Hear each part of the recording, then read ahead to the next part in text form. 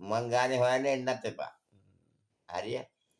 උඹට දුවෙක් දීලා ඉන්නවා. අපටක් කරන බලු හුත්තිගේ මං.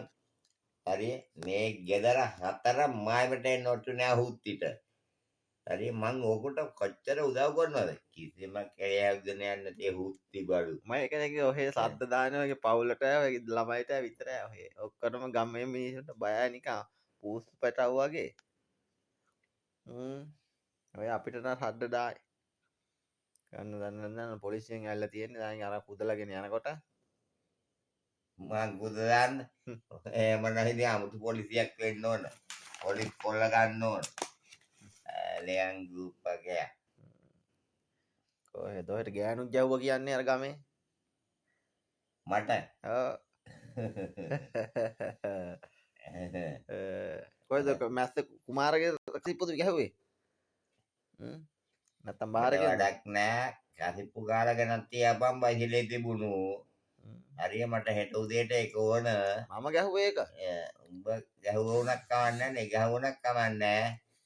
උඹ උදේට බයිසිලේ ගහන්න ඕන කසිප්පු ගාලා. ඉවරයි කතාව. කසිප්පු කාලා බයිසිකලේ ගැහුවේ බයිසිකලේ දිවක මම ගැහුවා. මම බැලුවා ඔහෙට වගේ කුණුහරුප මටත් නෑ නේ කුණුහරුප කියවෙන්නේ නෑනේ. ඒ කසිප්පු වල එහෙම තිබ්බේ නෑනේ. ඔහෙ බිව්ව තමයි ඔහෙට කුණුහරුප වෙන්නේ. මාත් පොඩ්ඩක් ගහලා බැලුවා නෑ කිසිම ගතියක්. මොකෝ කියන්නේ පොලිසියට යනවද? බාචෙට මඟුල් කැරින් නැතුව එන්න ගියාම පොලිස් කාරන්ට මං හම්බ වෙන්න. හරි එච්චරයි මගේ කතාව. උඹ හිතන් ඇති මේ පොලිස් නට්ටට මේ බය වෙලා මං ඉන්නවා කියලා. හරි එන්න ගියාපන්කො මං මෙතන දැන් නිදිනේ. ඔය එන්න ගියාපන්කො මෙතෙන්ට පොලිසියට. පකට කතා නැතුව. මොකද ඔට්ටබාමේ පොලිස් උනාට මට පොලිස් එකක් නෑ. හරිය? මං නීතියක් කතා කරනවා. යම්කිසි වෙලාවක වුණොත් පොලිසියටත් ගස් යන සිද්ධ වෙන ඒවත් සිද්ධ වෙනවා මෙතන. මොකෝ පැත්තට හිතනවා ඒක බඩු ඉවරද? කුරිය ගහන්න කිට්ටු. නෑ. එන්න ගියාපන්කො පොලිසියට ඔය. ඔන්න පොලිසියට එන්න ගියාපන්කො මගේ වැඩ බලන්න.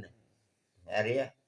මං පංගරන් නැට්ටෙක් වගේ වාඩි කරවන්නේ මගේ නම් ඇඳ උඩ වාඩි කරවන්නේ නෑ මං නිකම් බිම වාඩි කරවන්නේ. වාඩි කරලා මේ සල්ලගේ මොකද රාජකාරිය? මොකටද ආවේ? කවුද පවිනලා දැම්මේ? හරිය? ඊට පස්සේ මං අහන්නේ ඒ ටික. ඊට පස්සේ කියන්නේ මේ තමාගේ බිරිඳ තමයි මේක පැමිණලා. මං දන්නේ ඔය එහෙනම් බිරිඳ එක්ක ඔය හොයාගන්නද? ඔහෙට මොකෝ ඩීසල් කළු මහත්තයා කියන්නේ? උඹ මගෙන් කුණුහක් බහන්න නැතුව මෙතනින් ඵලයන් යන්න. ඔහෙට ඩීසල් කියන්නේ මොකෝ? ඩීසල් කියන්නේ ජනප්‍රිය ඩීසල් මුදලාලි කෙනෙක් මං. බලා වගේ නෙවෙයි. ඒ කොහොම එහෙම උනේ? එහෙම උනේ මගේ